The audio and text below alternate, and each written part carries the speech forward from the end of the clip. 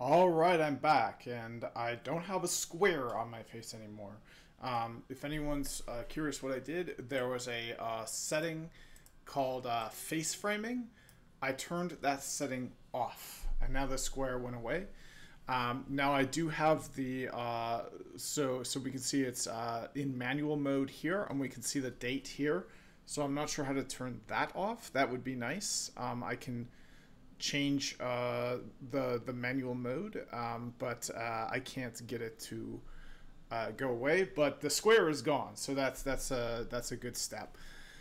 So let's talk about what I want to do for this video. So I'll shrink down my screen. Right now I'm shrinking down the wrong thing. There we go. So select my video capture. Shrink down the screen. And looks like when I selected the video capture, it unselected it. So I need to adjust this. Now I need to select the video capture and make sure that I don't unselect it by accident. Perfect. So now you can see my screen. You can see myself as well.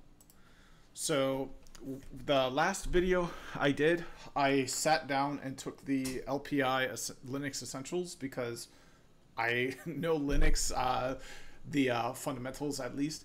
With the zero study, I just sat for the exam and passed it.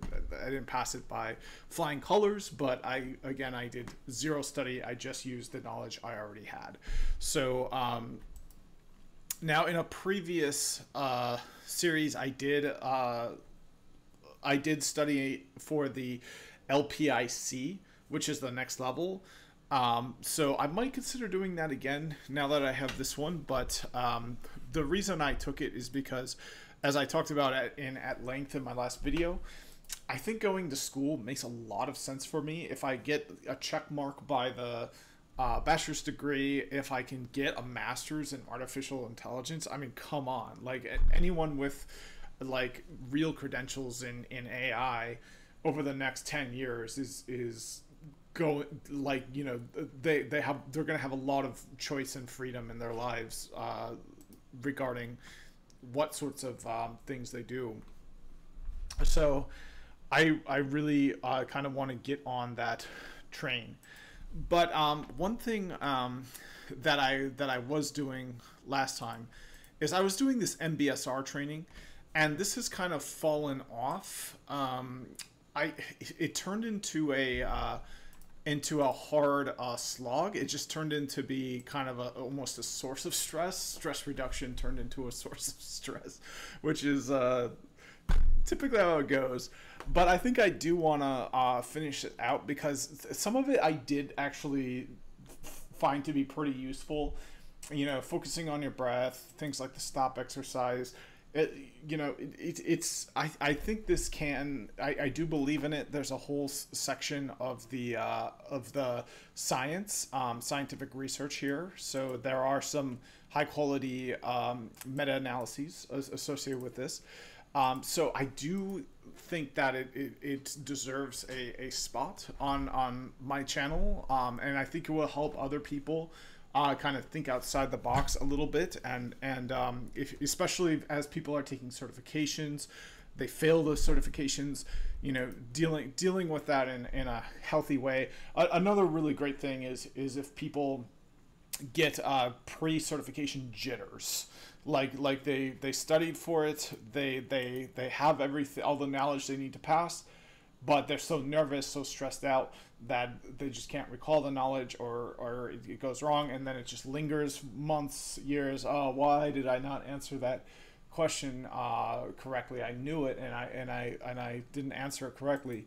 Well, this can help with that. So I think this is pretty timely. I know it's cringe that a lot of YouTube channels talk about mental health so that they can get a BetterHelp sponsorship. But mental health is genuinely really important to me, and it's something I've really taken seriously for pretty much my whole life. So I believe in the scientific research. I believe in the meta-analyses. So let's close this out just for 1 week and then get back to the good stuff. Now, if I go to my Libby, we can see just here at my local library, we've got some really cool books. So we've got the E-Myth, which talks about pitfalls in creating small businesses. But more importantly, we've got the AWS Certified Solutions Architect Associate all-in-one exam guide. They just had this for free at my local library, so I feel like I'd be kind of stupid not to read this. So I feel like I kind of want to make this be the next thing I do on this channel. So stay tuned for this. It will be probably another week. I'll probably be starting this next week. Hopefully completing this week 8, this final week of the Mbsr, will go by pretty easily. So let's finish the reading and see what we got here. So week 8 is the conclusion. It's developing a practice of your own. Time to reflect. This brings us to the final week of the course. And if you have been watching the videos, reading the recommended material, and doing the practices, you have accomplished a lot. And I've been doing all that. So there are some weeks were better than the others, but I would say I at very least earn a C in this course, if not a B or an A. As a result of your dedicated learning and practice, it's likely that there have been some changes in you since you began. So now might be a good time to ask, what changes have you noticed since you began this course? The changes may be different than you expected and might not be monumental. They could be subtle shifts, such as discovering that you are sometimes able to find space in the middle of a busy day, or that you are a little more resilient in encounters with others. I think that's what I've noticed. I am more resilient in encounters with others now. I don't kind of bite my nails the same way. Yeah, things are getting better in that regard. Or you're just a little kinder to yourself in difficult situations. I think that's a big one too. Week 7 was all about self-compassion. So I took a test on that and I scored pretty low. So I definitely need to improve my self-compassion. I think it will really help me to be kinder to myself in difficult situations. So it's often the subtle changes that are actually most profound because they indicate learning that has been integrated, that they come from the inside out rather than top down. Developing a practice of your own. Although there are videos and readings for this week, there are no practice sheets. Sometimes we say that the 8th week of an Mbsr class starts now, but does not have to really have an end. If this course has been useful for you so far, you may want to consider the question, how will you continue practicing mindfulness in your daily life on your own? You may decide that you would like to continue the practice in a formal way, incorporating in your own schedule a sitting meditation or yoga, for instance, and you may already have an idea of how you would incorporate into your life one or more of the many informal practices: simple awareness, stop exercise, turning toward, mindful walking. And there's a lot of noise outside. Typically there's things going on outside, so I will go ahead and oh, and you know what, it looks like my video just randomly stopped as well, which is odd. Okay, so my video stopped randomly. Oh, because it's not plugged in. I think it went into battery saving mode. So let me plug it in. That'll probably fix that.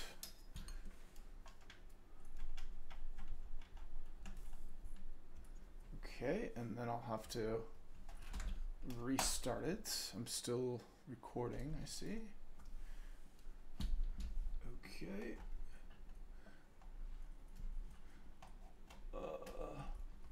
All right, so now the cable's back, and there we go, I'm back. So let me close this window for noise.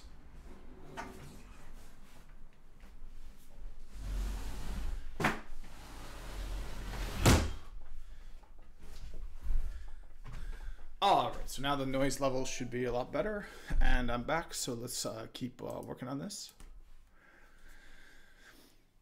So, of the people who take the MBSR course and have found ways to incorporate mindfulness into their lives, every one of them does it in a unique way, a way that suits their temperament and needs. One person might continue with a 30-minute per day meditation practice, another might take regular yoga class, another may have made their daily walk into a meditation using present moment awareness of their inner and outer worlds as they walk, and yet another may intentionally use one or more of the many informal practices throughout their day. The important thing is not the specific practices you choose, but that you make them yours and that they resonate with you in a way that they help you to be more alive, engaged, and joyful in your daily life. Videos. There is much evidence that gratitude is key to a happy and fulfilled life, so it seems fitting to include gratitude, love letters, and the 365 Grateful Project in the last set of videos for the course. How My Son Ruined My Life by James Baraz's mother is funny, but poignant and includes on that theme. Finally, Listening as an Act of Love and Grand Central Station reinforce the key role that compassion and self-compassion play in this course. All right, and then just like the past weeks, we also have readings. The readings include 2 one-page documents, and I'll do a sound check now because I haven't done that yet. Sound is pretty low. Hopefully that's fine. All right, so the readings include 2 one-page documents by John Kabat-Zinn having to do with developing a daily mindfulness practice, an article by Rachel Naomi Riemann about serving versus helping, and The Rabbi's Gift, a beautiful story by M. Scott Peck illustrating the transformative power of seeing the goodness in others and ourselves. Certificate of completion. If you have completed the exercises each week and absorbed the videos and readings, congratulations. Completing this course is not a minor accomplishment. It takes significant commitment to do the required practice and study on your own. If you would like a certificate documenting your completion of this course, see requesting a certificate of completion. And I definitely would like that. So now I haven't completed all 8 of them yet, but so let's look at that later. Thanks to the generosity of Mindful Leader and through a special collaboration with Palooza Mindfulness, in your congratulations letter will be a coupon for a one-day online retreat led by a certified MBSR instructor. These retreats are provided to new graduates of Palooza Mindfulness free of charge and include participants from Mindful Leader's live MBSR courses as well as other Palooza Mindfulness graduates. Even if you choose not to get certified, it might be fun to look at the graduate map, which have pins in every city for which there is a Palooza Mindfulness graduate. So not a lot in Russia, not a lot in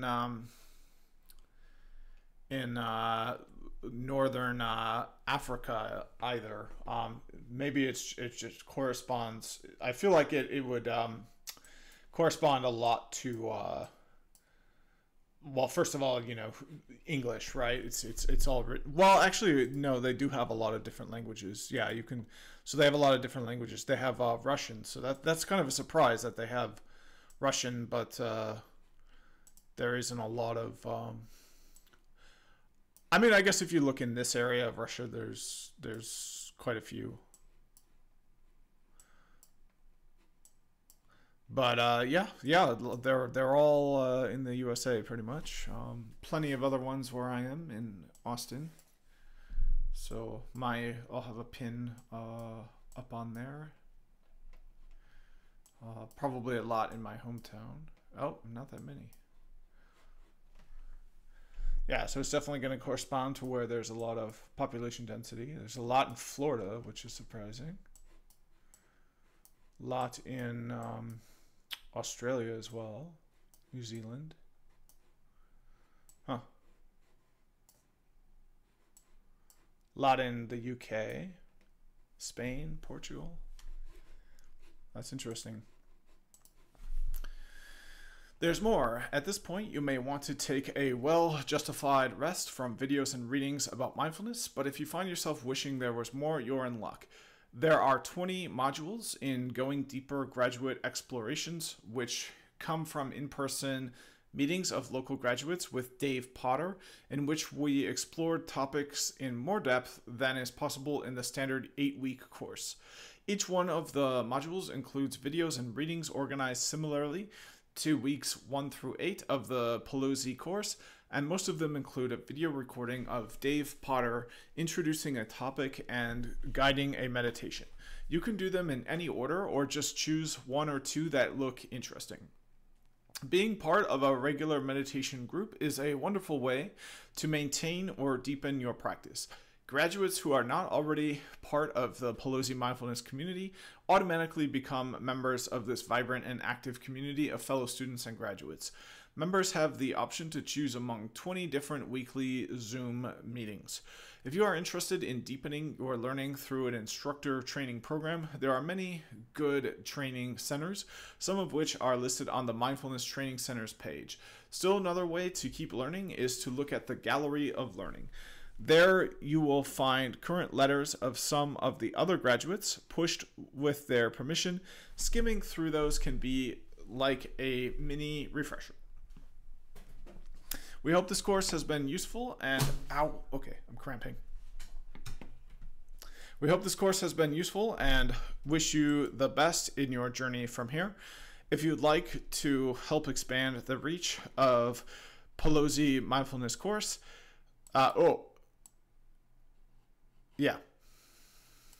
if you found the course valuable, you are invited to make a small donation. And then here's the materials for this week. So let's get started on those. Let's start with the gratitude.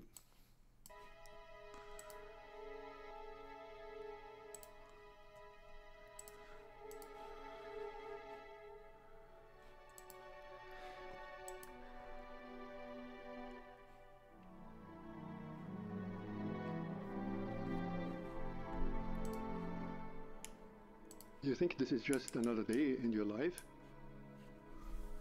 It's not just another day. It's the one day that is given to you today. It's given to you. It's a gift. It's the only gift that you have right now, and the only appropriate response is gratefulness.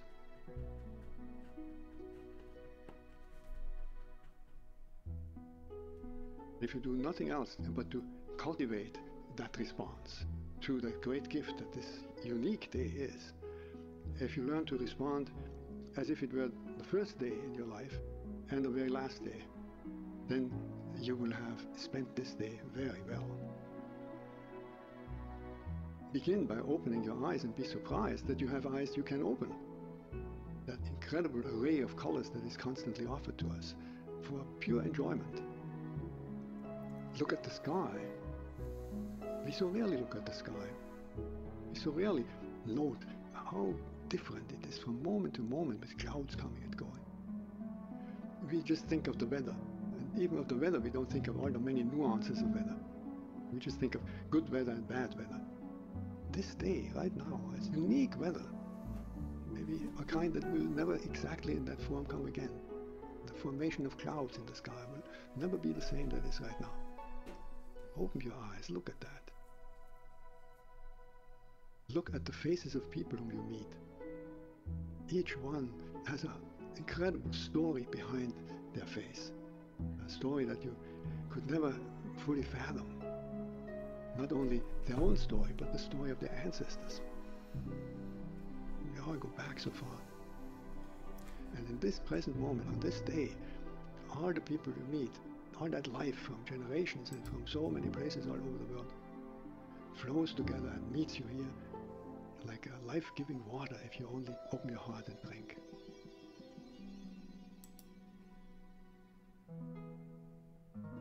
Open your heart to the incredible gifts that civilization gives to us.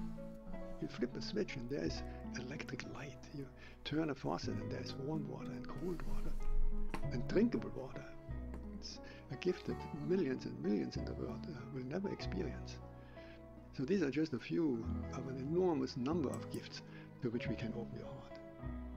And so I wish you that you will open your heart to all these blessings and let them flow through you, that everyone whom you will meet on this day will be blessed by you. Just by your eyes, by your smile, by your touch, just by your presence. Let the gratefulness overflow into blessing all around you. And then it will really be a good day.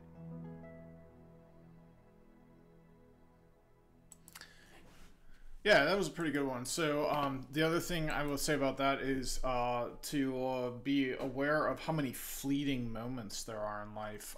For example, if you're interested in wild plants, there's wild plants that you can only go out and look at in certain states like a week out of the year. A really good example here in Texas is Mustang grapes.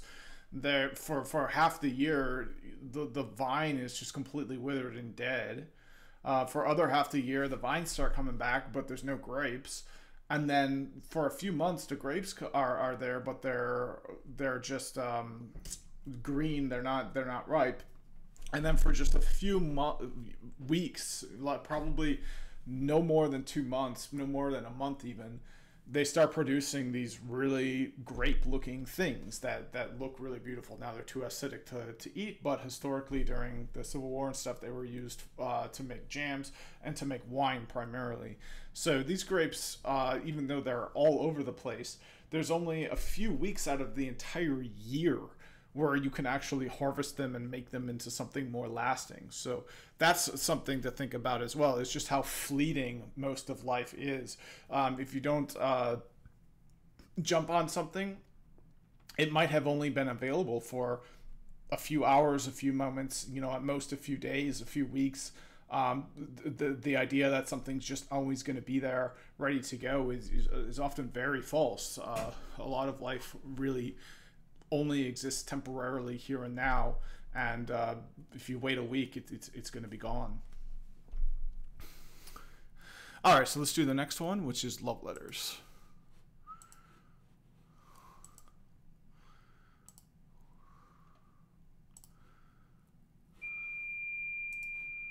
Hi, my name is Kyra Jewel Lingo, and I want to share about the importance of cultivating our own capacity for happiness.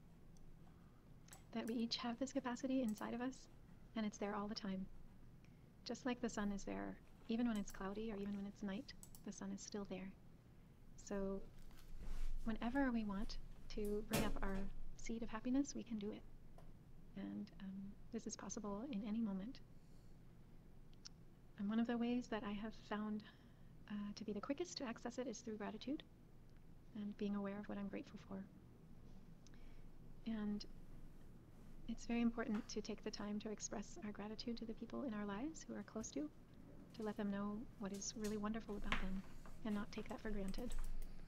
And if you would like to try the practice of writing a love letter, it could be very powerful. I did this when my father turned 68. I decided to write him 68 thank yous. And I didn't know how many I'd be able to write, but I managed to write 90. And it just snowballed. And I found myself grateful for things I had never thought to be grateful for, that I had just taken for granted. So I was thanking him for doing my diapers, for doing my hair, for encouraging me and my brother to give donations at the end of the year, for apologizing when he was wrong, for telling me no when I needed no. And at the end of writing this letter, I felt so much richer, even though nothing externally to me had changed. I was happier. I felt just buoyed up, because there were all these things that I never thought to be grateful for that suddenly I had, even if they were in the past. So I gave him this letter on his birthday, and of course he felt very happy to receive such a letter, and he told me that he takes the letter with him everywhere he goes, and when he doesn't feel good about himself, he reads it and he feels better. And I've shared this practice with many people, and I always am hearing back from them in person or through email. Oh, I did this with my mother, my father, my sister, my brother, and it's made a big difference in our relationship. And you cannot overestimate the power of appreciation. One sister in community wrote this letter for her father when he turned 50. She wrote him 50 thank yous, and he said to her, I've been waiting for this letter for my whole life. And I understood that to mean, there are certain things that only we can see in another person. And if we don't express them, then they'll never bloom. So she had written a letter that only she could see those things in him. And he'd been waiting till he was 50 for someone to recognize and appreciate those qualities in him. So I encourage each of us to look into our relationships and see, is there someone or some people that we might write a love letter to express our gratitude and not take for granted the good things that we have in that relationship. And just reflecting on what brings us joy, what we're grateful for, can shift our mind state immediately.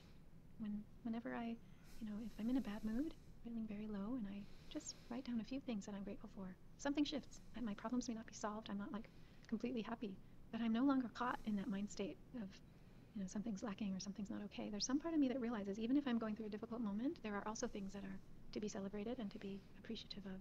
And that really helps me hold the difficult moment with more space.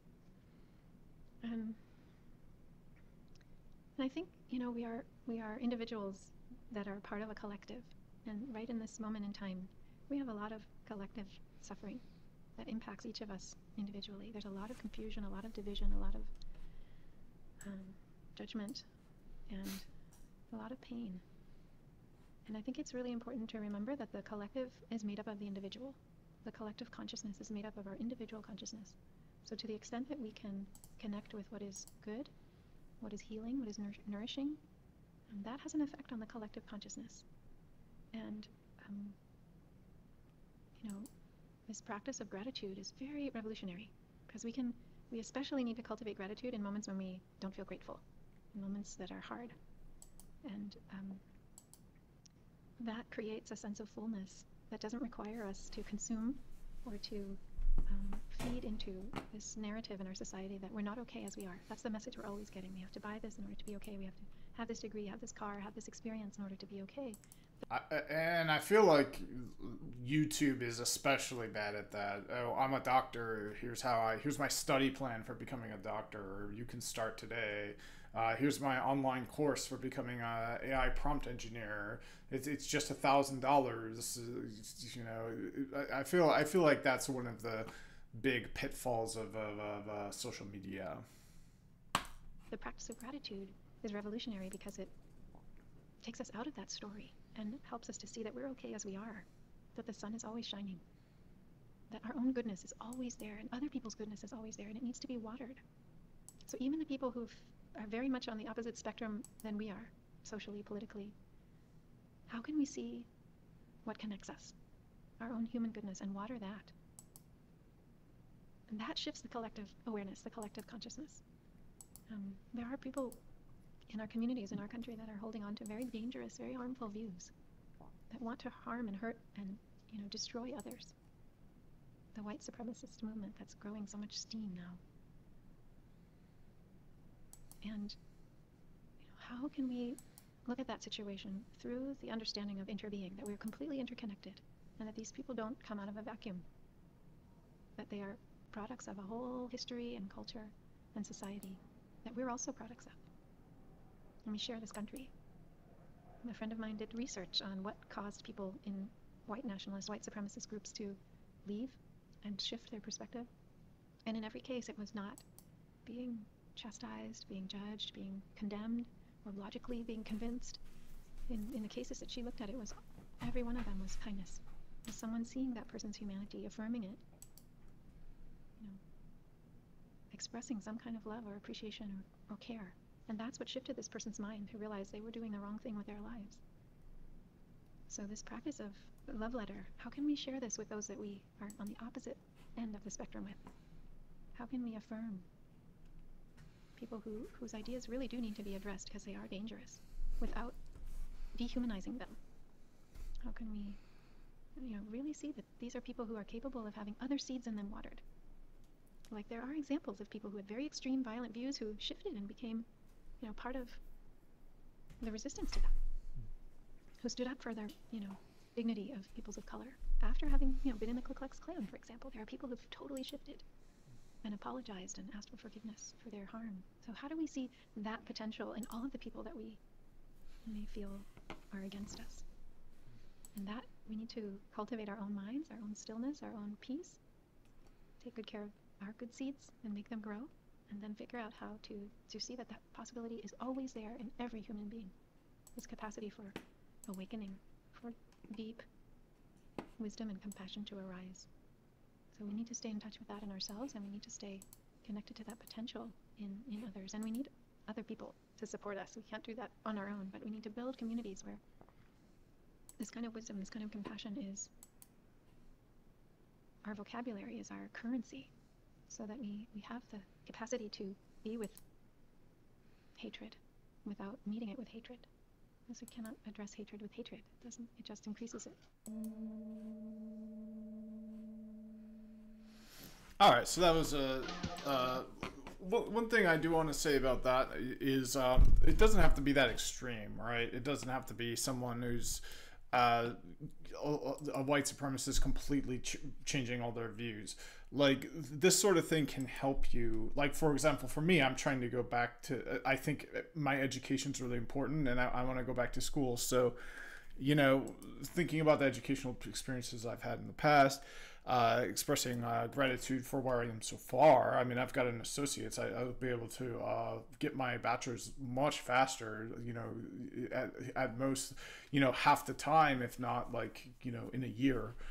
So it doesn't have to be that extreme, right? It can be like just expressing gratitude for what you have, and like being mindfully aware of like what your opportunities are, right? So like for me, it's like, oh, you know, a bachelor's degree could be right around the corner.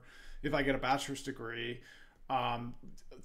there's a legendary, like there's a great master's degree program right in my backyard that I can get to really easily with, you know, like I already hang out with Scott Aronson, like sometimes, like at a public discussion group that I participate in. So it's like these people and these opportunities are right literally in my backyard.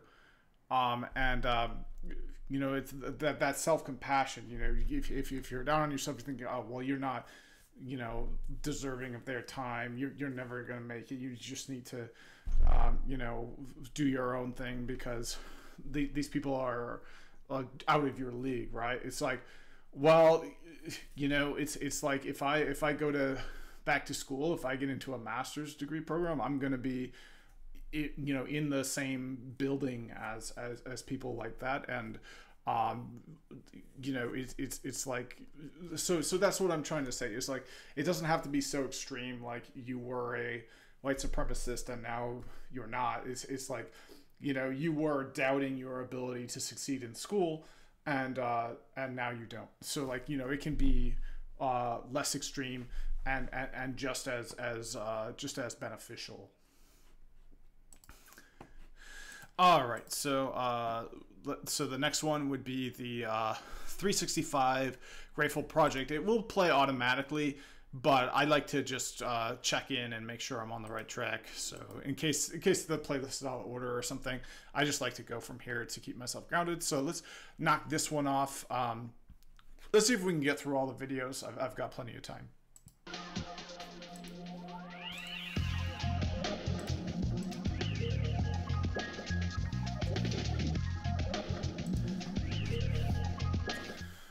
Yes, and in 2008, I discovered the secret to happiness, and that's why I'm here.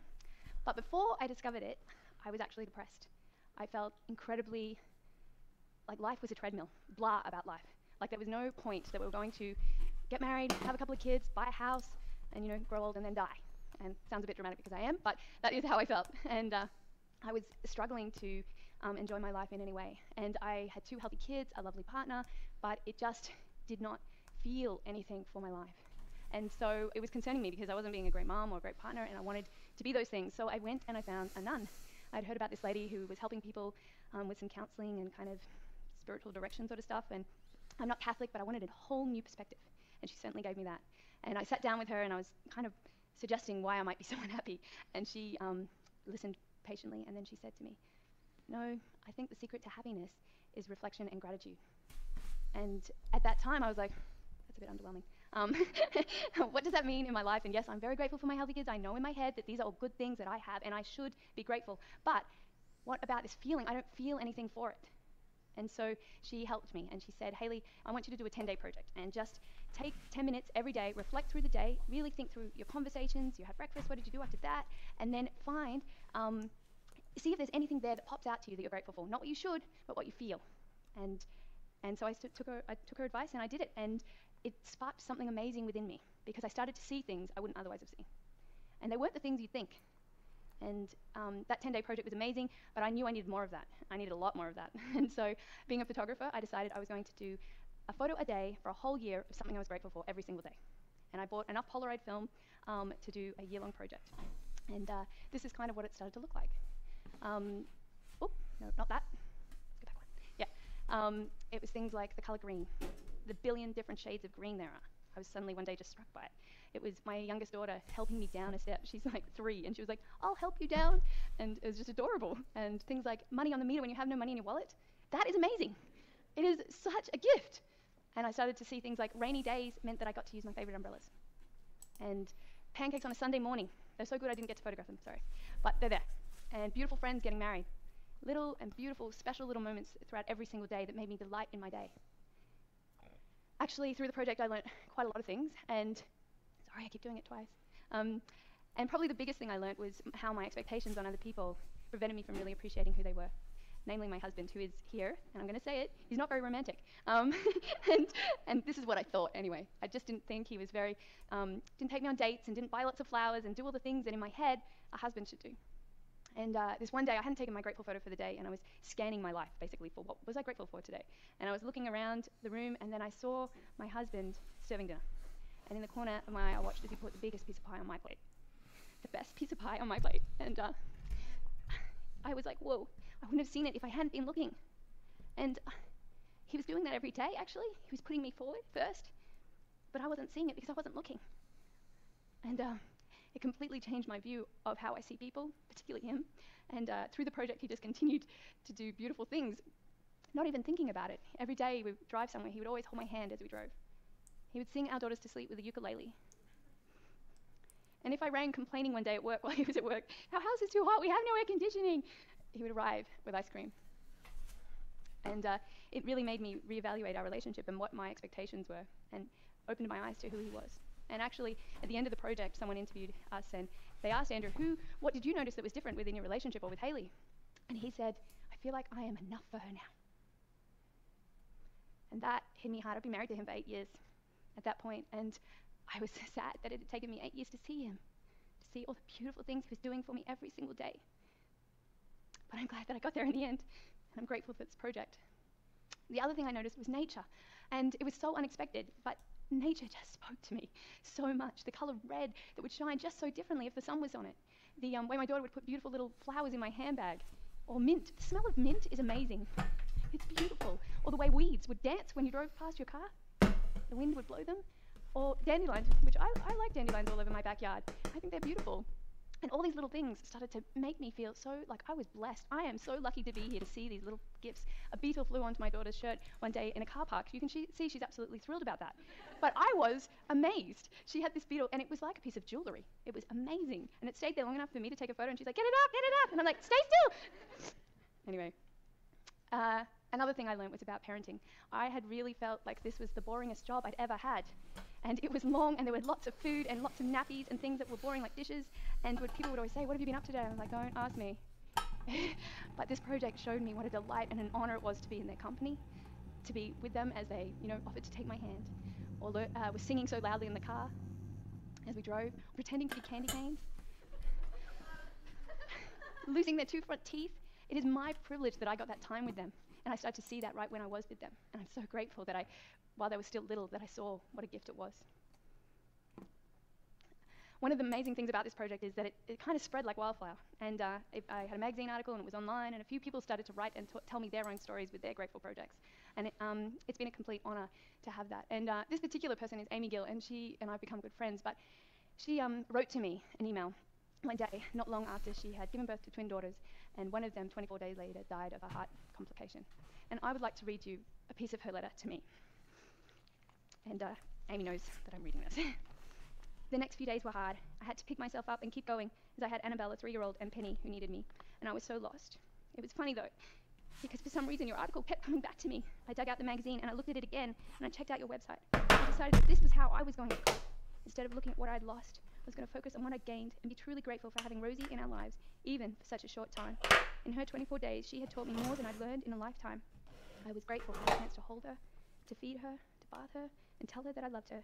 No longer would I take the small things for granted in my life. Life is too short, and I decided that each day I would count my blessings, and so my grateful project, Count Your Blessings, began. Now I've taken 73 blessing photos, and I'm truly grateful for them. The project has gotten me through such a hard time. Yes, I still have my moments of sadness, but I have so many more moments of joy. I've chosen to be happy, and this week I've been looking back at my album and reflecting on where I've come from. And I want to thank you, Hayley, for being an inspiration. For you, I am truly grateful. Amy. And I cannot tell you what an honor it is to be part of someone's story in that way. And Amy really reminded me that even in the hard things in life, that we can choose to be grateful, that we can find the most amazing treasure in the most awful things. And you really do find what you are looking for. And in my life, when I have had hard times and things go wrong, I've really found that gratefulness has helped me learn the most I can possibly learn, and appreciate everything that's happening, and to find the gold in the mud. And now I really, when I look back on my project and actually my life, I see the light, I see beauty, I see a life I'm incredibly rich and grateful for. And it isn't that I own a house, and it isn't happiness outside of me, it is within me. And I've learned that that is where my happiness is, it's in here. And through this project, I've surprisingly been able to help other people find that too. And that's been an absolute honor. Thank you very much for having me.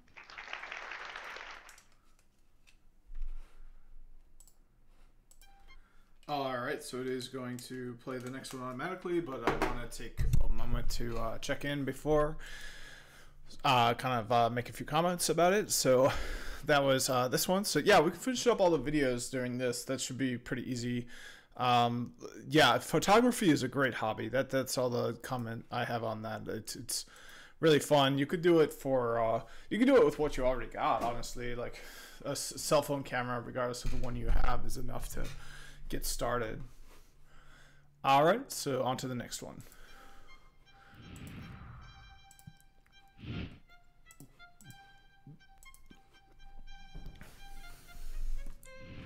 Good evening.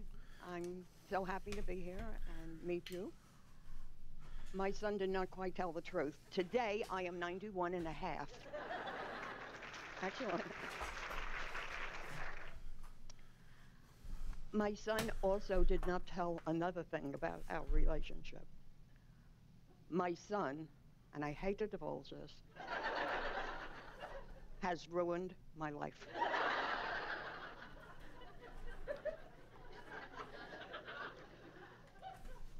As a Jewish mother,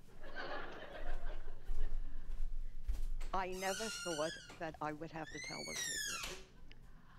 Jewish mothers are born with certain genes. They can't be acquired. They can only be very carefully honed. Jewish mothers are born to complain. Actually, it's called kvetching. We will always find something to complain about. It also helps with a long sigh. A few tears also help, but complain we must. It's either too sunny out or too dull out, or it's raining or we don't have enough rain. We always find something. And mostly, we send out this perfect child to the world, expecting he or she to become a doctor, a dentist, a lawyer is also acceptable, but a Jubu?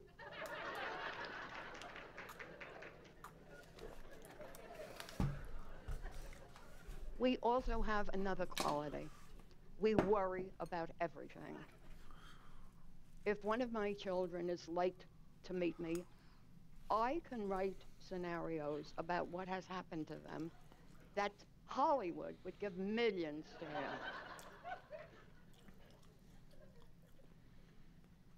I can write about disasters that probably will occur in this universe, I don't know. But anyhow, it's just been so wonderful to keep complaining and to be worried and to be unhappy.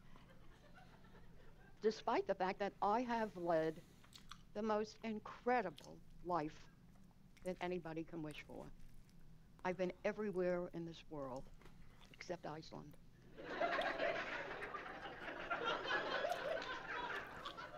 I was married to the love of my life. And except for the fact that I raised two rotten children,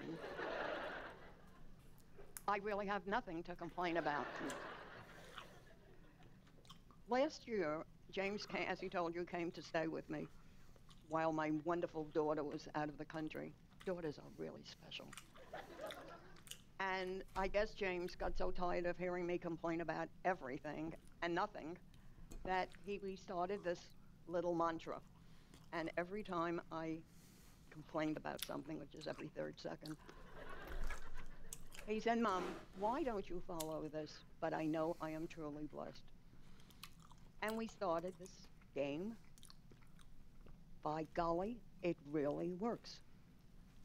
I do that with every complaint, but it really helps. And I really have become, oh, this kills me, I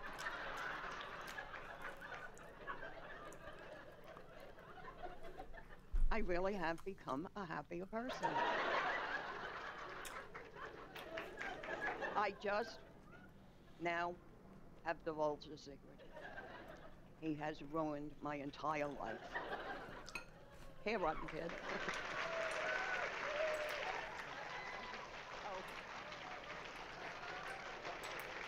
All right, so some self-depreciating humor there about how being happier ruins someone's life. So that is that. So yeah, we're getting there. Just two more to go. One of them's really short, so let's close it out.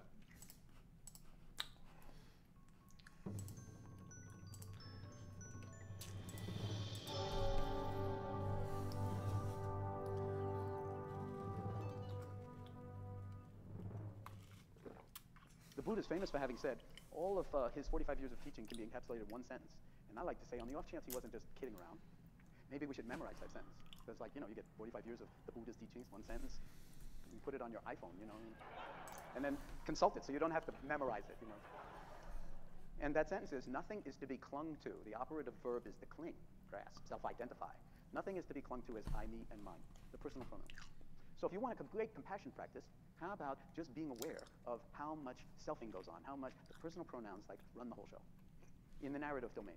But if you drop into mindfulness, then all of a sudden it's not like that shuts off, and we're not trying to shut it off, but all of a sudden there's another kind of knowing that comes online that has the insula involved in it, and there's lateral networks, and that has to do with the present moment, no time. That life is only unfolding here and now. That can hold all of the other stuff that comes up in a way that's liberating.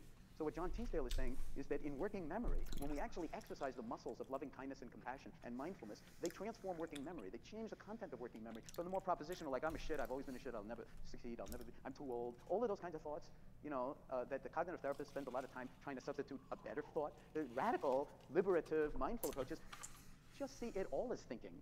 And it's all about as interesting and as useful as what you had for breakfast 3 days ago. You're not going to judge it one way or another. We don't have to substitute one thought for another and all of a sudden pump ourselves up how great I am or I am capable of this or that, but to simply actually rest in awareness and let the thoughts be like weather patterns in the mind. And then all of a sudden what has happened, what's coming online is a whole other way of being. That is this holistic implicational memory. And that often is felt in the presence of each other. So in an Mbsr classroom, for instance, within a day, it's a Sangha. And people are coming back, and we have such a low dropout rate, in part because people hear what everybody's there for, and it's like, Jesus, I didn't even know there was that kind of suffering. And you hear other people's kinds of suffering, it puts yours in a certain perspective. It doesn't diminish it. Although some people come to us after the first class and they say, you know, I don't think I belong in this class. I don't have enough suffering. I say, no, it's okay. If you're human, if you have a body, you'll be just fine. But they look around the room, and aside from this other thing, you know, which is very good if you have heart disease or cancer or chronic pain or HIV or whatever, and you're looking around the room and you hear other people's stories, that listening is an act of love. This taking your seat is a radical act of love, of self-compassion, of wisdom, just to drop in. And listening, if listening isn't a compassion practice, I don't know what is. So let's not make it too special, this compassion stuff. I mean, just being present and being there for the other and hearing. in this implicational meaning mode, so that we're not thinking and judging and evaluating what the person's saying, but it's going straight into the heart. It's like when people say different things, like inwardly, they never say this out loud. I'm glad, I thought I had it bad. I'm glad I don't have what that person has. But they want to come back next week because they want to see what is going on with that person, not just with themselves. And they're motivated to practice deeply because we set a very, very high bar. Not impossibly high, but really high. And then people move to it because they've never been invited to actually think of themselves as a genius before. That this is actually the most fundamental work of being human, is the being part, not any doing. And that there's an architecture and a topology to the domain of being, and that we can familiarize ourselves with it, become intimate with it, and then learn to navigate the ups and downs of what's going on, working with the actuality of whatever you brought. And that is the full catastrophe of the human condition, the absolute full catastrophe. You name it, we see it. And so just being heard, being seen, being met, and then being in a community. One of my former friends from MIT, who was a professor of MIT, who came to the Mbsr program after years after I knew him in the 70s, because he needed a bone marrow transplant. And he thought, before I go into the isolation unit for a bone marrow transplant, I need to actually learn how to be in touch with my mind. He knew enough to do that. And when he came to the Mbsr classes, he said that he loved being in the Mbsr classes a lot more. It was so much more, he felt so much more at home than in MIT faculty meetings. Which are more like, I haven't seen the movie, but I've heard enough about it to know MIT faculty meetings back in those days were more like the Hunger Games. Or Clockwork Orange, or something like that, you know.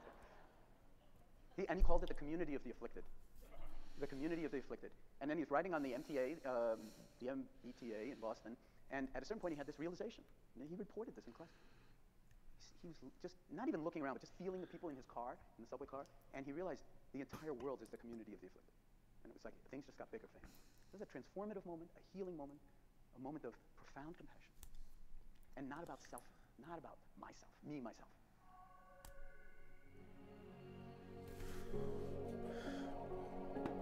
And he realized the entire world is the community of the afflicted.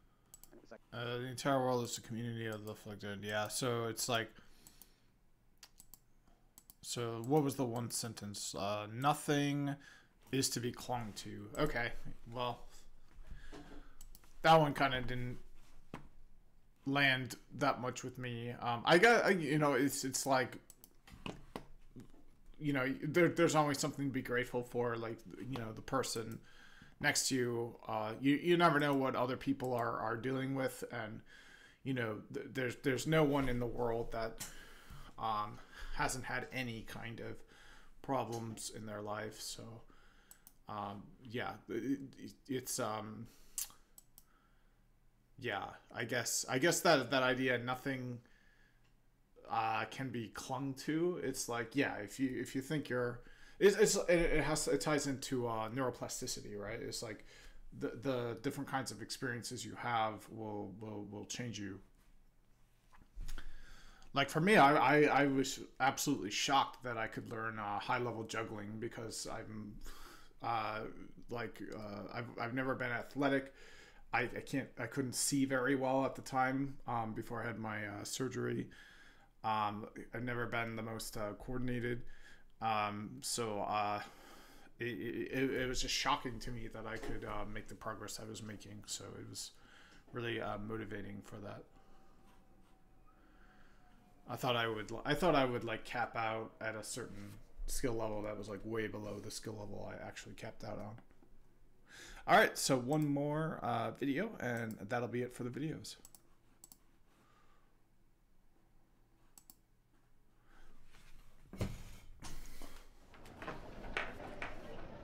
Rush hour. No need to rush. Slow down. Stop. See. Be simply aware of what is going on.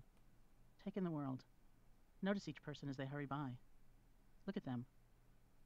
Follow their path as they travel through space. This moment, truly see them. Each one is a unique individual. What a wonderful chance to offer them loving kindness. May you be safe. May you be happy. May you be healthy. May you be at ease. May you be joyful. May you be peaceful. May you be contented. May you be at ease. May you be safe. May you be healthy. Just as you seek happiness, all beings everywhere also want happiness. Offer everyone you see and everyone unseen unconditional good wishes. May all beings be at peace. This is Street Loving Kindness. This is Sharon Salzberg. Oh, that's it? All right, thanks, Sharon.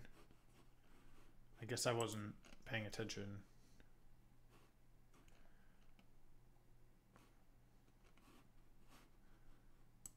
All right, well, I mean, that's it. So next is the readings.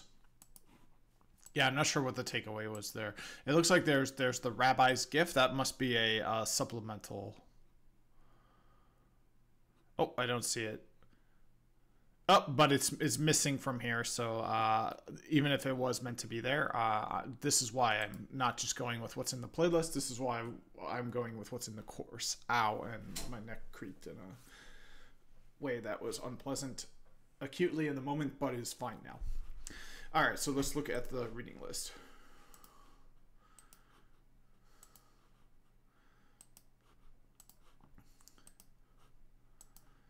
Okay. Oh, so we got a short one here. Yeah, let's just try to get as much done as possible, because as I said, I want to get back to the good stuff. Like, I think this stuff can help. The research is there, but ultimately, if you're not working direct on your goals, you're never going to accomplish them. All right, so this is deepening a personal meditation practice. The real meditation is how you live your life. In order to live fully, you have to be present for it. To be present, it helps to purposefully bring awareness to your moments.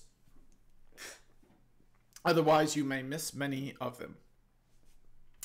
If you do that by paying attention on purpose in the present moment and non-judgmentally to whatever is arising. Oh, you do that by paying attention on purpose in the present moment and non-judgmentally to whatever is arising inwardly and outwardly. This requires a great deal of kindness toward yourself, which you deserve.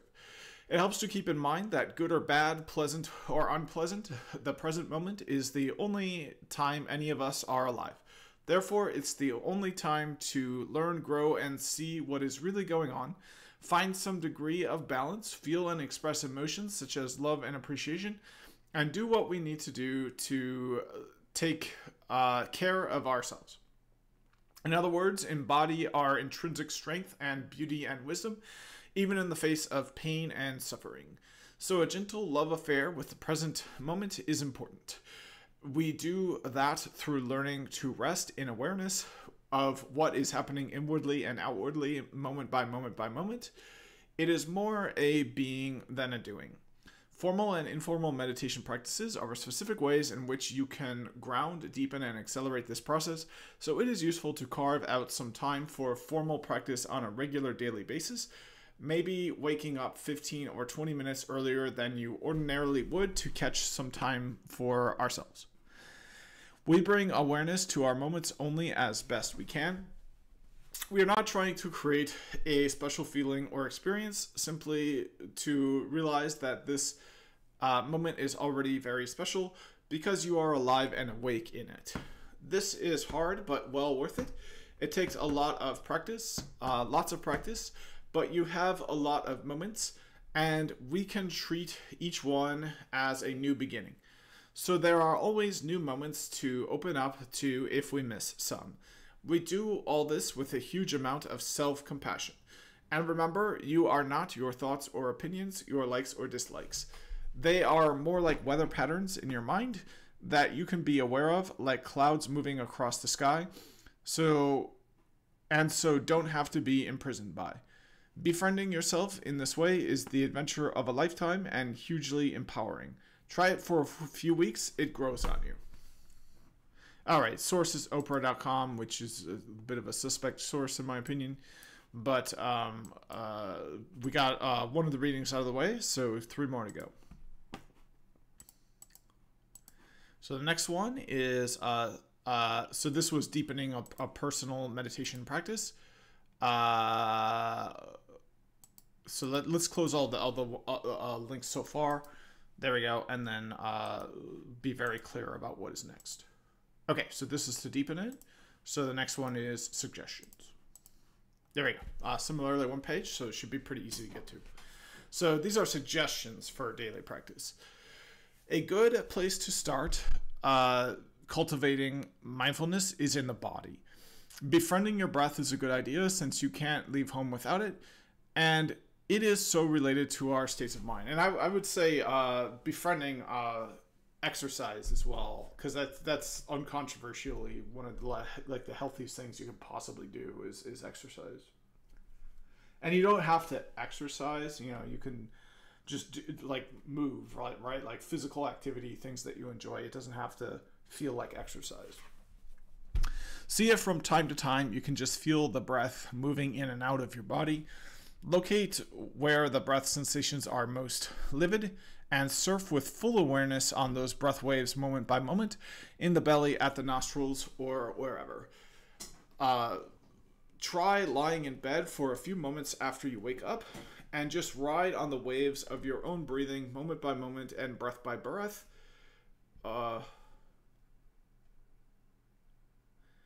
Experiment with expanding your awareness around your breath until it includes a sense of the body as a whole lying in bed breathing. So yeah, this is really good because breathing through your nose is a lot better than breathing through your mouth. So you might notice as you do this, you're breathing through your mouth, and you might notice maybe your nose is plugged up. You could go and blow your nose. Maybe if you have like a neti pot, you could do that. You might have allergies, so maybe you could get on an allergy medication. You might have like a deviated septum. You can get that fixed. So yeah, making sure that you're able to breathe to a high level can really improve your entire life. So being aware of it is the first step.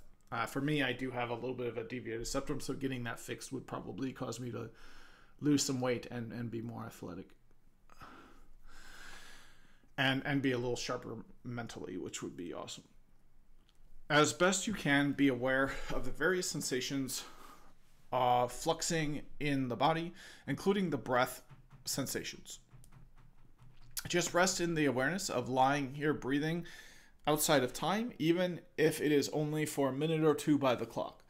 When you notice that the mind has a life of its own and wanders here and there, keep in mind that this is just what minds do, so there is no need to judge it. And one thing I will say too is lying still and noticing your breath can be quite similar as doing something complex and noticing your breath. So I wouldn't do it while you're driving, like something that could go horribly wrong. I would do it there. But for example, playing a musical instrument, doing like if you're running, you know, that would be a great time to notice your breath, right? Because if you notice that you're out of breath, or you notice that when you run, you're you know, like you don't have to do this exercise laying still. You can do it while you're doing any number of really complex things. And again, if you're doing brain surgery, you might want to just focus on your training rather than something like this. But the point I'm making is just simply that this can be applied to more things than just lying still. If you're doing something really complex, you can focus on your breath as well. All right, so just rest in the awareness of lying here breathing outside of time only for a minute or two by the clock. And I actually do try to do that when I juggle. I try to focus on my breath as I'm going. And I notice a lot of times, especially nowadays, I'm out of breath. So if I could improve my physical conditioning, it would help a lot. When you notice that your mind has a life of its own and wanders here and there, keep in mind that this is just what minds do. There's no need to judge it. Yeah, and that was a big one for me. My mind definitely wanders a lot. So like if your mind like goes places where it's like, why am I thinking about that? I must be a certain way. It's like, well, it's just a thought, right? It's like you're not defined by your thoughts. You're defined by your actions and history.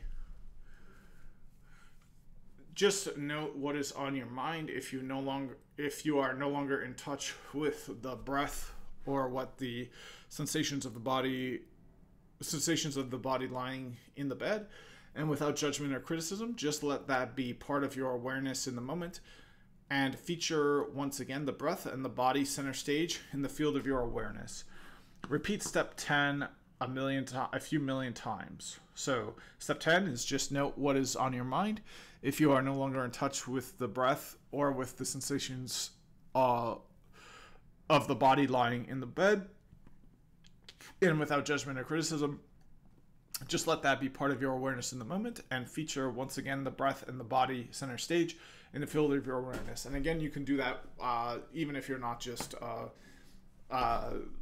lying still.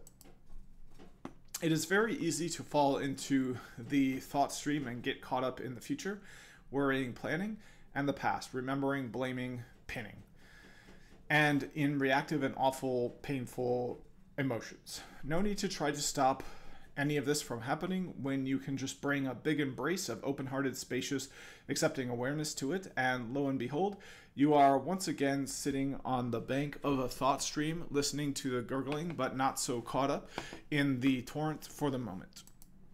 You can cultivate mindfulness in this way, lying in bed for a few moments in the morning or in the evening before going to sleep. You can also cultivate mindfulness sitting, standing, walking, and eating. In fact, so this is as I was saying. In fact, in any position or situation, including brushing your teeth, that's a great time to practice it. Taking a shower, talking on the phone, running, working. Exercising is a great time as well, because you'll notice there'll be a lot of changes in breath.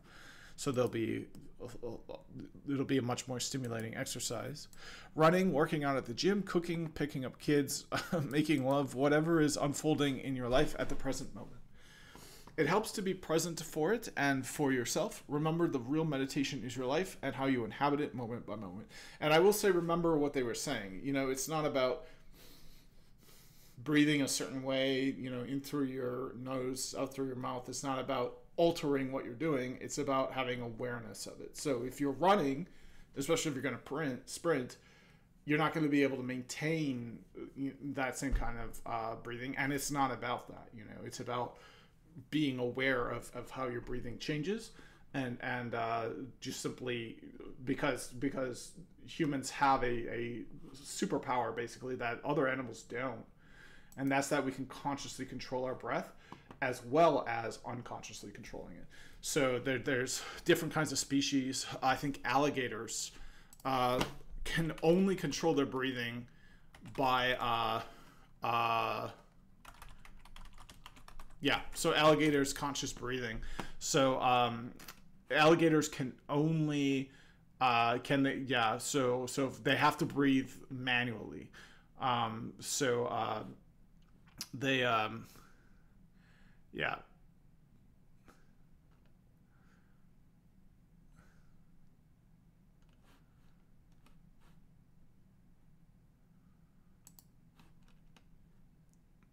not all animals have the same kind of circuitry when it involves their breathing, and humans, the fact that we can think about our breath and notice our breath and alter our breath is kind of a unique thing in the animal kingdom, that we can both do it consciously and unconsciously. And the really cool thing, if you wanna get into it, is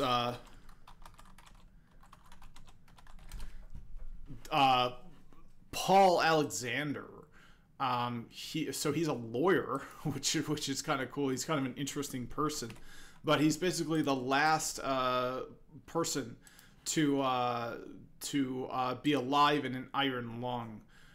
So he's let's see a picture of him. There was a picture up there, but we can. Here he is. So he's he lost his ability to breathe unconsciously, so he has to have a machine do it all the time. But the kind of fun thing is, he still has his ability to breathe consciously. He just has to be like, it's a lot of effort. Like he lost a lot of of the muscles that he needed to do that. Like losing that unconscious ability, made it so that the conscious ability worked a little bit different. But he didn't lose the conscious ability. So he actually has some interviews that are pretty fascinating. And in the interviews, he said that at his healthiest peak, his heyday, he could go outside for 2 hours. Like, he could get out of the iron lung, and he could just be like, consciously every power of his brain going into consciously breathing. And he could survive outside the iron lung and like go outside and stuff for about 2 hours a day. Like, that, isn't that awesome? Like, even though he lost his unconscious ability to breathe, his conscious ability remained, and unfortunately it was greatly diminished.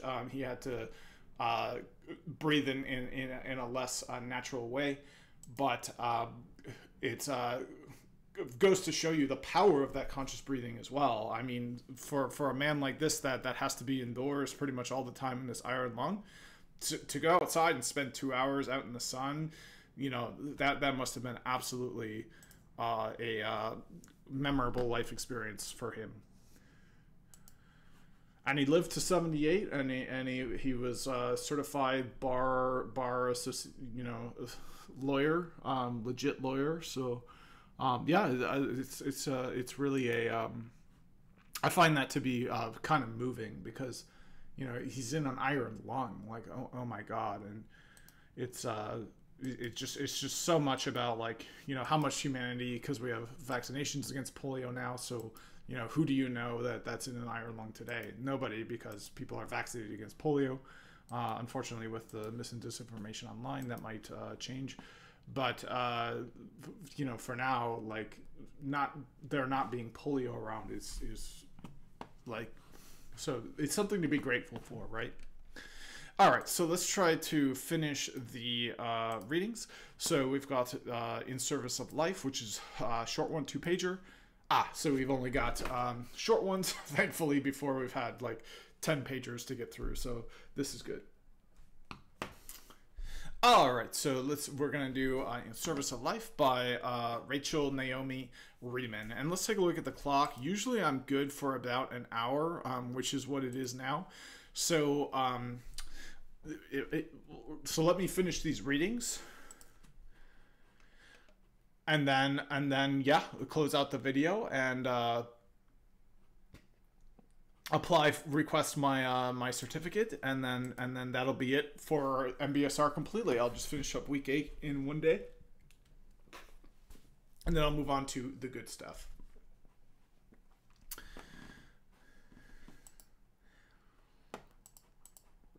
Yeah, and it says that there's no practices for week 8. I'm sure they want you to do your regular.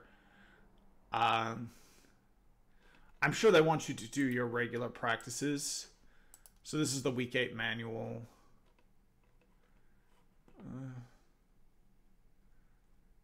But I'm gonna say that it's good. I'm gonna call it good when I'm done with this video. And I will take a break. I'll be back quick. I'll finish up this reading. I'll request my certificate. And then I think that'll be the end of my MBSR series, and we'll get back to the good stuff. So with that, I will be back in a few minutes after this break. All right, I'm back. So let's get this closed out here. So this is In the Service of Life by Rachel Naomi Reedman.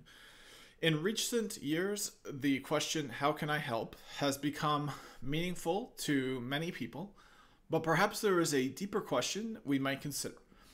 Perhaps the real question is not how can I help, but how can I serve? Serving is different from helping. Helping is based on inequality. It is not a relationship between equals. When you help, you use your own strength to help those of lesser strength. If I'm attentive to what's going on inside of me when I'm helping, I find that I'm always helping someone who's not as strong as I am, who is needier than I am. People feel this inequality.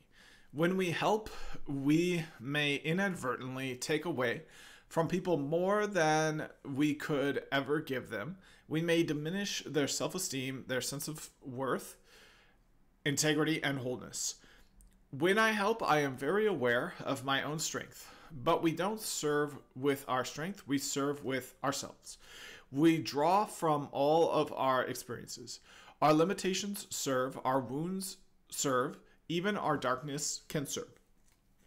The wholeness in us serves the wholeness in others and the wholeness in life. The wholeness in you is the same as the wholeness in me. Service is a relationship between equals. Helping incurs debt. When you help someone, they owe you one. But serving, like healing, is mutual. There is no debt. I am as served as the person I am serving. When I help, I have a feeling of satisfaction. When I serve, I have a feeling of gratitude. Those are very different things. Serving is also different from fixing. When I fix a person, I perceive them as broken, and their brokenness requires me to act. When I fix, I do not see the wholeness in the other person or trust the integrity of the life in them. When I serve, I see and trust that wholeness. It is what I am responding to and collaborating with. There is distance between ourselves and whatever or whomever we are fixing. Fixing is a form of judgment. All judgment creates distance, a disconnection, an experience of difference.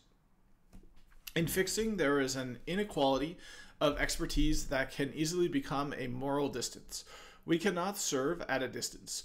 We can only serve to that to which we are profoundly connected, that which we are willing to touch. This is Mother Teresa's basic message. We serve not because it is broken, but because it is holy. Okay, kind of losing me there. If helping is an experience of strength, fixing is an experience of mastery and expertise. Service, on the other hand, is an experience of mastery, surrender, and awe. A fixer has the illusion of being casual. A server knows that he or she is being used and has a willingness to be used in the service of something greater, something essentially unknown. Fixing and helping are very personal. They are very particular, concrete, and specific. We fix and help many different things in our lifetimes, but when we serve, we are always serving the same thing. Everyone who has ever served throughout the history of time serves the same thing. We are servers of the wholeness and mystery in life. The bottom line, of course, is that we can fix without serving, and we can help without serving, and we can serve without fixing or helping. I think I would go as far as to say that fixing and helping may often be the work of the ego, and service the work of the soul. They may look similar if you're watching from the outside, but the inner experience is different. The outcome is also different too. Our service serves us as well as others. That which uses us strengthens us. Over time, fixing and helping are draining, depleting. Over time, we burn out. Service is renewing. When we serve, our work itself will sustain us. Service rests on the basic premise that the nature of life is sacred, that life is a holy mystery which has an unknown purpose. When we serve, we know that we belong to life and to that purpose. Fundamentally, helping, fixing, and service are ways of seeing life. When you help, you see life as weak. When you fix, you see life as broken. When you serve, you see life as whole. From the perspective of service, we are all connected. All suffering is like my suffering, and all joy is like my joy. The impulse to serve emerges naturally and inevitably from this way of seeing. Lastly, fixing and helping are the basis of curing, but not of healing. In 40 years of chronic illness, I have been helped by many people and fixed a great many others who did not recognize my wholeness. Oh, fixed by. All that fixing and helping left me wounded in some important and fundamental ways. Only service heals. What? I feel like that's getting a bit crazy, because I feel like 40 years of chronic illness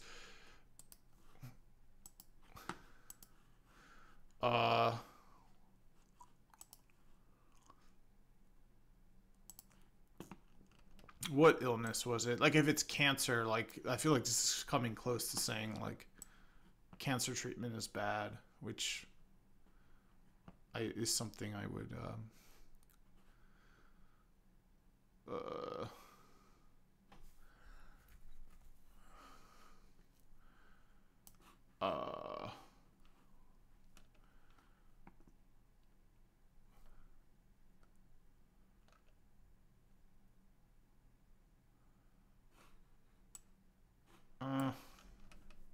Let's see.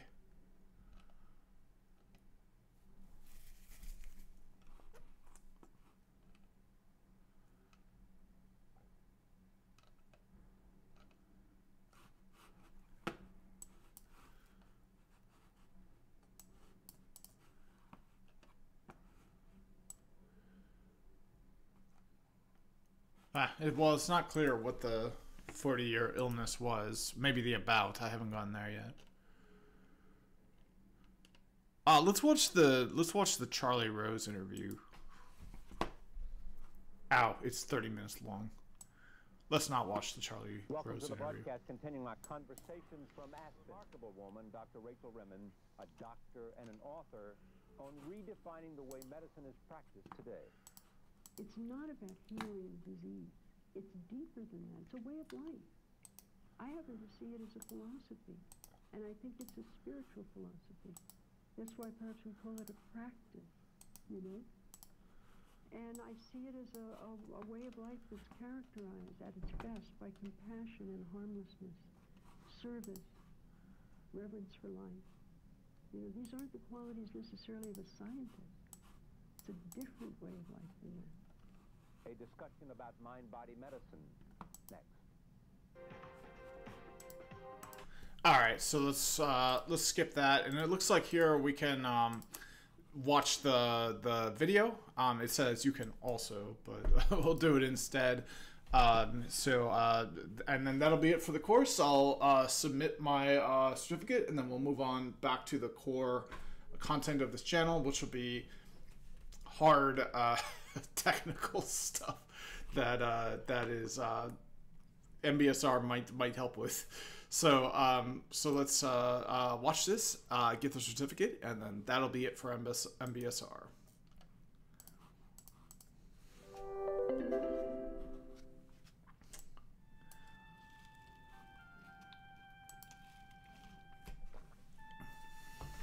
There was a monastery which had fallen upon hard times. Once a very great order, it suffered a loss of spirit, so that there were only 5 monks left, all over the age of 70. Clearly it was a dying order. In the deep woods surrounding the monastery, there was an old shack, to which a rabbi from a nearby town occasionally used to come for hermitage. Through their many years of prayer and contemplation, the old monks had become a bit psychic, so they could always sense when the rabbi was in his hermitage. "The rabbi's in the woods, the rabbi's in the woods again," they would whisper to each other. Agonizing over the imminent death of his beloved monastery, it occurred to the abbot at one such time to visit the rabbi and ask if by some chance he could offer any advice that might save the dying order. The rabbi welcomed the abbot at his shack, but when the abbot explained the purpose of his visit, the rabbi could only commiserate with him. "I know how it is," he exclaimed. "The spirit has gone out of the people. It is the same in my town. Almost no one comes to the synagogue anymore." So the old abbot and the old rabbi wept together. Then they read parts of the Torah and quietly spoke of deep things. The time came when the abbot had to leave. "It has been a wonderful thing that we should meet after all these years," the abbot said. "But I have still failed in my purpose for coming here. Is there nothing you can tell me? No piece of advice you can give me that would help me save my dying order?" "No, I am sorry," the rabbi responded. "I have no advice. The only thing I can tell you is that the Messiah is one of you." When the abbot returned, his fellow monks crowded around him. "Well, what did the rabbi say?" "He couldn't help," the abbot answered. "We just wept and read the Torah together. The only thing he did say, just as I was leaving, it was something cryptic, was that the Messiah is one of us." In the days and weeks and months that followed, the old monks pondered this and wondered whether there was any possible significance to the rabbi's parting words. "The Messiah is one of us?" Could he possibly have meant one of us monks here at the monastery? If that's the case, which one?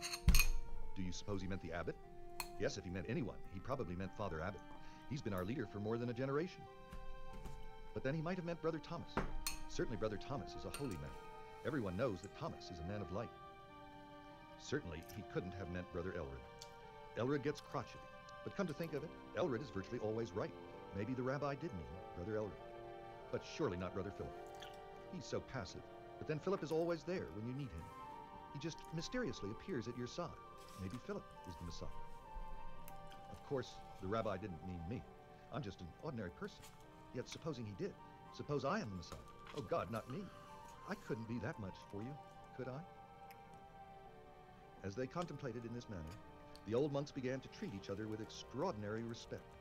on the off chance that one among them might be the Messiah, and on the off chance that each monk himself might be the Messiah, they began to treat themselves with extraordinary respect.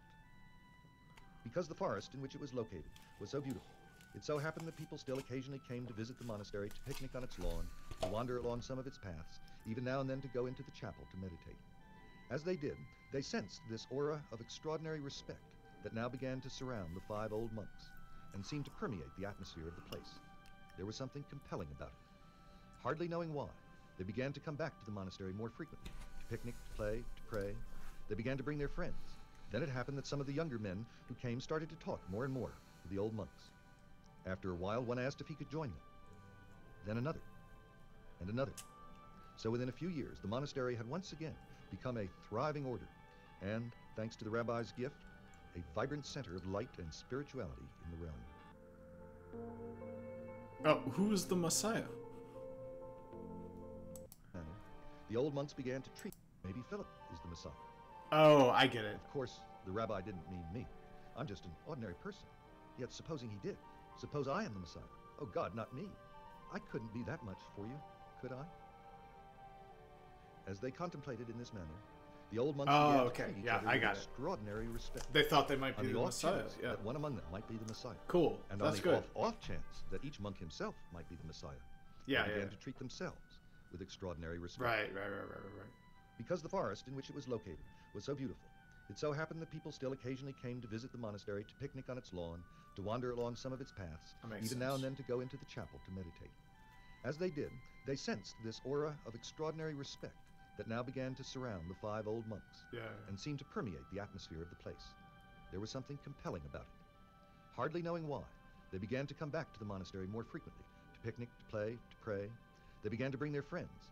Then it happened that some of the younger men who came started to talk more and more with the old monks. After a while, one asked if he could join them.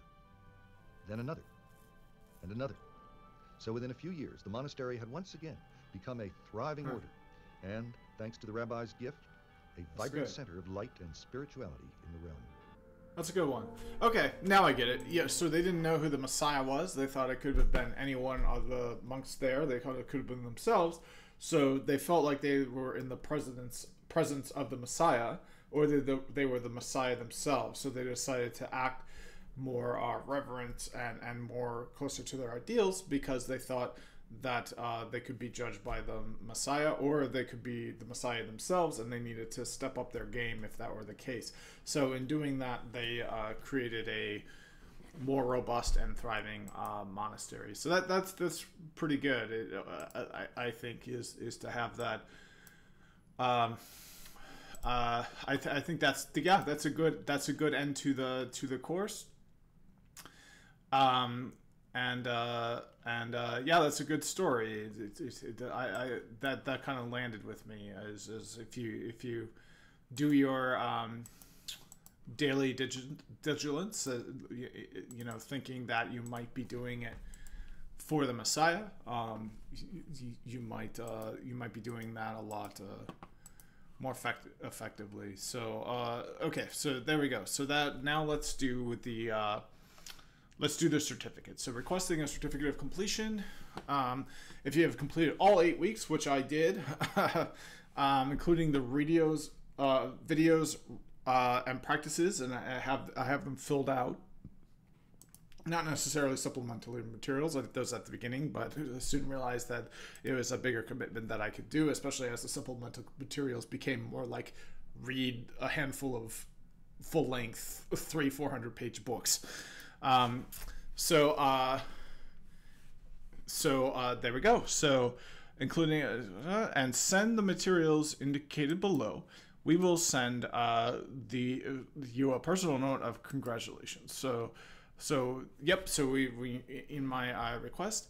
There we go. I have my practice sheets. 1 day description of what I learned. So there we go. So let's do it right here, right now. So team at PelosiMindfulness.com. So my default Gmail switched over.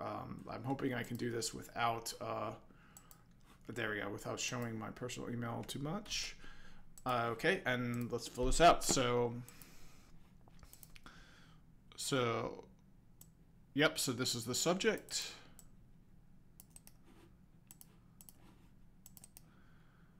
Okay, and then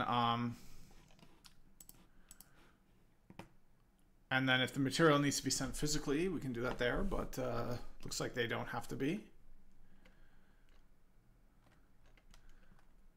So the next would be, yep, name, email address, where you live. So let's do that. Okay.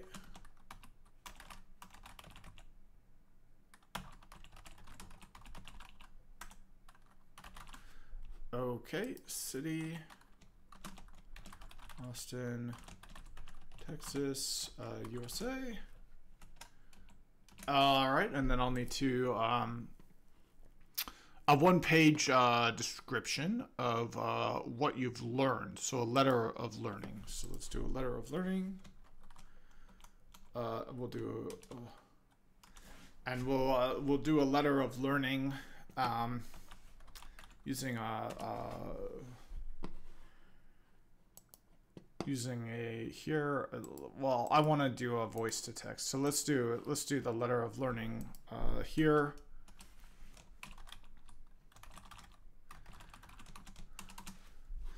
And we can use voice to text, I think, in here. I thought I had the, well, I don't. Okay. That's okay. That's okay. We'll use a voice to text. Yeah, so we'll just use this. Gotta allow it, and now we should be doing voice to text. So hopefully things will be going through just fine with this tool. Okay, so it looks like things did work there. So yeah, let's do that. Let's make the letter using this tool here. Okay, so what the letter needs to be is a one-page description of what you've learned, a letter of learning, and how you will be incorporate what you've learned into your life. This should be in English. So yeah, I've learned quite a bit. I've learned 8 weeks of things. I guess the most important one I've learned is how to handle stress. That stress isn't necessarily a bad thing, and when you're going to do something stressful, the response you have isn't necessarily a response that's going to hold you back. It might even be a response that will send you forward. Famous violinist Hilary Hahn has talked about this before. She doesn't see the pre-performance jitters as jitters at all. She sees it as rocket fuel, as a way to perform her best, as something that she needs to really live up to the moment. And viewing stress that way, as we learned in the course, can lead to much better outcomes, especially long term, by being able to let the stress go. The other thing I learned is that I took a test on self-compassion, and I scored pretty low on that test. So I learned about self-compassion. I learned about reframing how I think about myself, and I will be incorporating that into my life. When it comes to having thoughts, when it comes to having discussions, especially as I talk to ChatGPT, ChatGPT has been a big game changer in my life. It has really given me a conversational partner that allows me to develop my thinking and just feel like I'm able to manage my internal dialogue better because I'm honing my external dialogue by talking to it. So what I can do with ChatGPT is say, okay, well, this thought I'm having isn't very self-compassionate. Let's turn it into a self-compassionate thought. And I can really hone that ability to have self-compassion. And I know that there are more specific tools for that than ChatGPT that specifically do that. But ChatGPT, I'm already paying $20 a month for, so I think that's what I'll do. The other thing I've learned was that I do have time for this. Some of the exercises, like the meditation and stuff, were 30 minutes, and somehow, some way, I found the time for it. Now, maybe that's part of why things have kind of gone downhill a little bit, but I have found that finding time for something like this was possible, even if it might not have been the best choice. It was just a short-term 8-week thing, and I was able to get it done. So that was kind of a surprise, even though I will admit, especially in week 7 and then in week 8, I really didn't spend the same kind of time as I did in the first 6 weeks. But yeah, that's something I learned is that I do have time for this. I also learned to be a lot more mindful of my breath, which I think does help a lot. I think it's a really good default thing you can do. I think instead of biting your nails or something like that, I think being mindful of your breath can be an alternative. And I learned how to do that, and I think that can be really helpful. For example, the stop exercise, I learned about that. So you can stop, you can take a breath, you can observe, are you biting your nails? And you can choose to proceed forward. And just focusing on your breath in and out of the nose at like a particular cadence, I think you can really live a better life. The other thing I learned is how your acute responses to things, your day-to-day, it's like if something tragic happens, right? Like you're gonna have a appropriate response, but I learned that you can reset your baseline back to a higher to a high level. So like no matter what happens, the difference between somebody trained in Mbsr and somebody not is the person trained in Mbsr a week later, a month later, is going to be a really happy, blissful person living a really awesome life.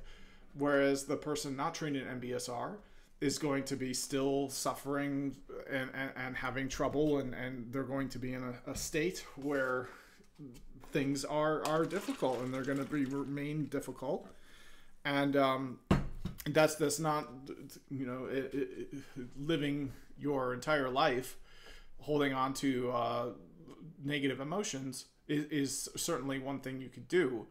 But, I learned that there's another way, and I learned how to get there through like meditation, yoga, exercise, that's uncontroversially good for you.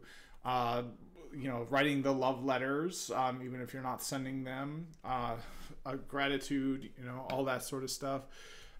It's definitely was helpful. So I'll be incorporating what I've learned by continuing to have the mindful awareness. I would like to get into yoga. Unfortunately, right now my body weight is quite high.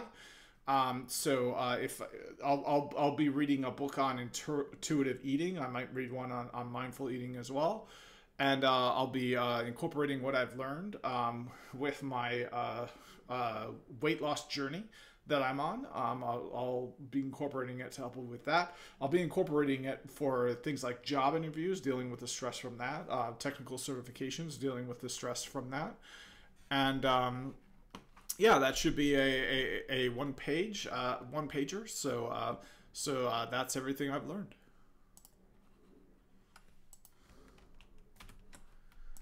All right, so now let's ask ChatGPT here, and we can close this. So, how many words is a one page typically?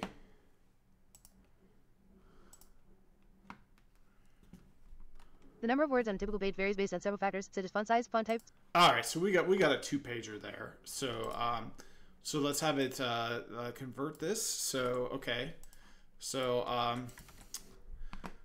okay, so we're gonna say I completed an 8-week Mbsr course, and I need to write a 1-page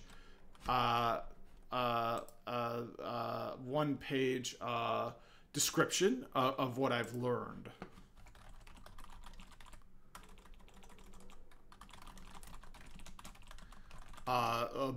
Below is the specific instruction.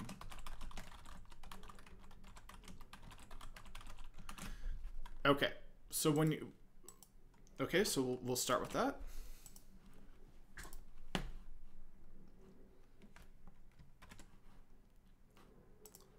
Here's a one-page example of how you could structure your letter of learning for your MBSR course. Letter of learning, mindfulness-based stress reduction, MBSR. Throughout the 8-week MBSR course, I have gained valuable insights into the practice of mindfulness and how it can be applied to reduce stress and enhance well-being. The most significant...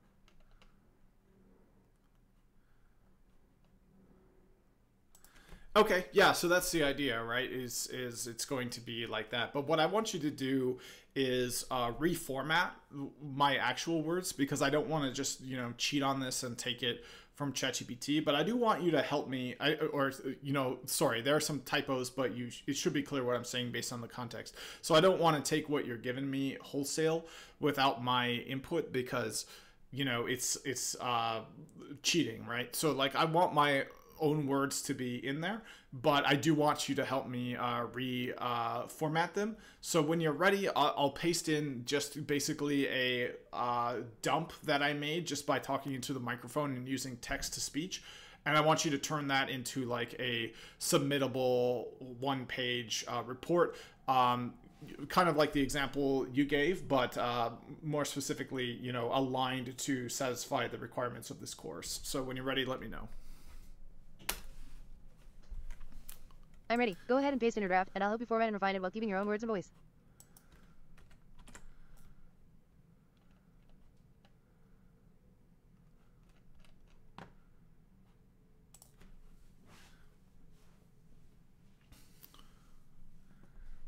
Here's your text refined into a structured letter of learning, while preserving your voice and the key points you mentioned. Letter of learning, mindfulness-based stress reduction, MBSR. Over the past 8 weeks, I've gained a deeper understanding of how to manage stress and incorporate mindfulness into my daily life. One of the most impactful lessons I've learned is that stress isn't inherently bad.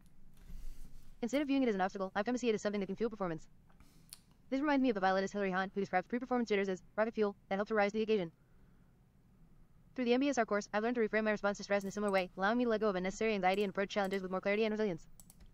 Another important takeaway was discovering my low score on the self-compassion test. This showed me that I need to be kinder to myself, especially in how I think and react. I plan to incorporate more self-compassion in my internal dialogue, particularly during moments of self-doubt. A helpful tool has been engaging in conversations with ChatGPT, where I can practice reframing negative thoughts into more compassionate ones. This ongoing practice has allowed me to manage my emotions better and foster a more positive outlook. A surprise discovery during the course was realizing that I do have time for mindfulness. Despite initially worrying about fitting in 30-minute meditations, I found that I could make the time, even though some weeks were harder than others. This realization has encouraged me to prioritize mindfulness, even when life gets busy. Although I fell behind in the final weeks, I now understand that maintaining this practice is possible, and I plan to continue it moving forward. Breath awareness has also become a vital part of my mindfulness practice. I've learned that focusing on my breath can serve as a grounding mechanism, replacing unhelpful habits like nail biting. Exercises such as the stop technique, where you stop, take a breath, observe, and proceed, have helped me cultivate a mindful awareness in everyday situations, from managing stress to improving self-care. A key lesson was how mindfulness helps reset our emotional baseline. I learned that while everyone experiences difficult moments, mindfulness practitioners can recover faster, returning to a state of balance and happiness more quickly. This has been a powerful realization, reminding me that we don't have to carry negative emotions with us indefinitely. Through practices like meditation, yoga, and gratitude exercises, I can move forward with a sense of peace and emotional resilience. Moving forward, I plan to incorporate these lessons into several areas of my life. Mindfulness will play a crucial role in my weight loss journey, especially as I explore intuitive and mindful eating. I also plan to apply these principles to job interviews and the stress of pursuing technical certifications. While my current body weight makes yoga more challenging, I'm committed to integrating mindfulness into other forms of exercise and self-care as I work toward my goals. This version stays true to your thoughts and experiences while organizing them into a clear and coherent one-page submission.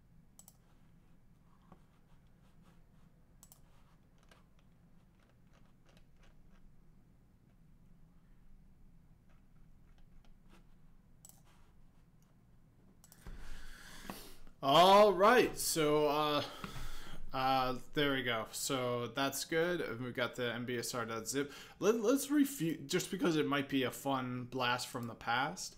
Let's review some of the responses I gave. So by the end of the course, I was hoping that I would reduce my experiences of anxiety, depression, and stress, and that increase my levels of mindfulness and self-compassion. So I think I'm definitely on the right track there.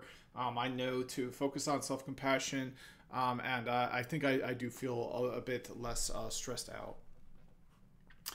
Okay, some of my strengths are... I appreciate your dedication to self-improvement and your ability to balance multiple goals simultaneously. You're not only focused on advancing your well, so this sounds like it came from ChatGPT. Your resilience, commitment to health. Oh yeah, because I'm having it. This is coming from ChatGPT. Yeah. So yeah, okay. So, but you know, it's not in my own words, but it is saying, I think, what are real strengths for me. Okay, so when will I practice? Practice in the morning, YouTube video if I wake up to make one. If not, after work. Where am I planning to practice? As part of the YouTube channel. Okay, so I'm not, there's a lot there. I'm not going to go through it all. I'm gonna say I completed the I filmed myself. I filmed myself completing this course and posted everything on my public professional YouTube channel. Okay, there we go. So now I'm going to go to give the link.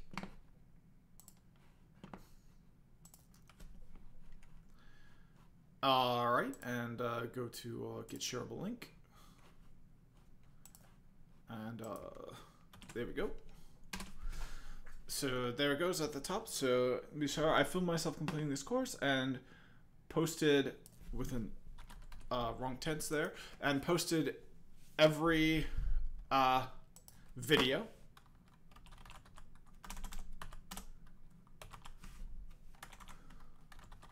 on my public professional YouTube channel.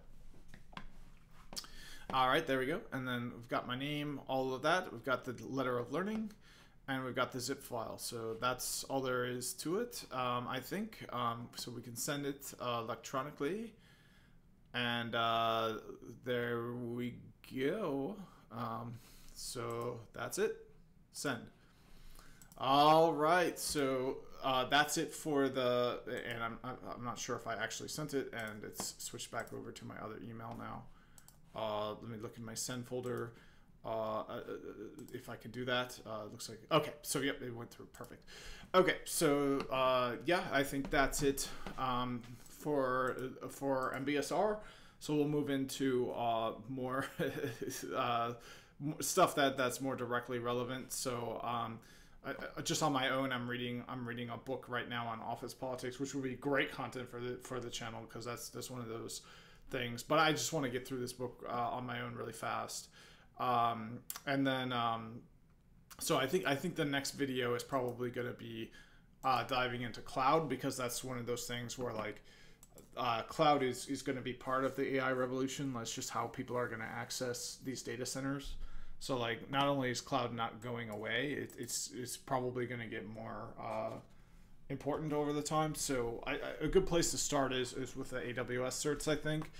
But there's going to be a lot of different kinds of clouds, and I think AWS is one of the more expensive ones. So who knows how long they are at the top of the there's a lot of competition in cloud, which is good to learn about too, because you can make your own cloud probably, or sell cloud services. But yeah, I think this is going to be the next one. So let's take a look at the cover. So here's the cover. So yeah, this is for the SAA CO2.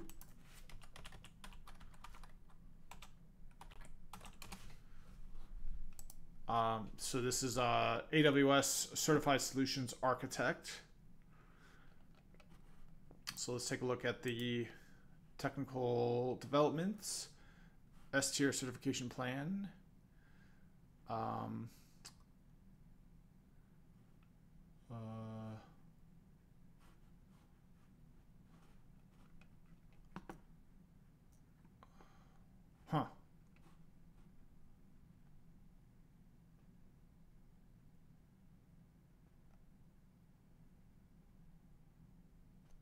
I used to have this.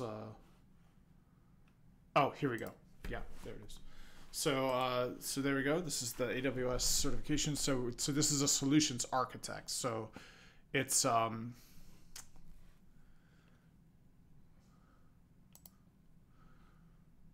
Yeah, so it looks like the cloud practitioner is optional, so we can actually jump right to the solutions architect.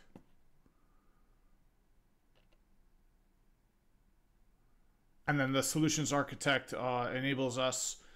We can't go down the DevOps path.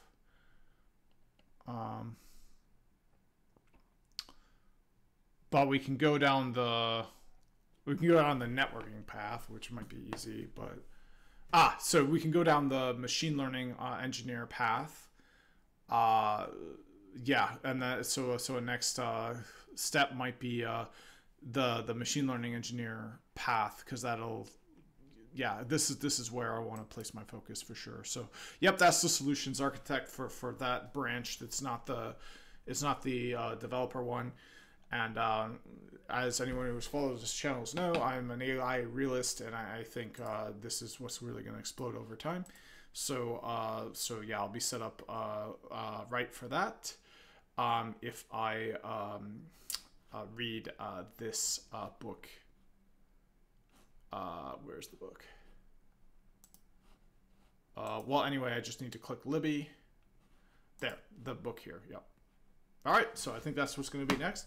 But this is it for Mbsr. So thanks for watching. I hope this was helpful to people. I think especially nowadays in tech, where people are like struggling to find jobs and stuff, and there's kind of a push-pull between employers and employees with like work culture, and a lot of things were shaken up during the pandemic, and people have had really like unique experiences with work that they haven't really had before due to the pandemic. I think this stuff can help. So that's it. It's been more than 8 weeks, and thanks for watching, and see you in the next one.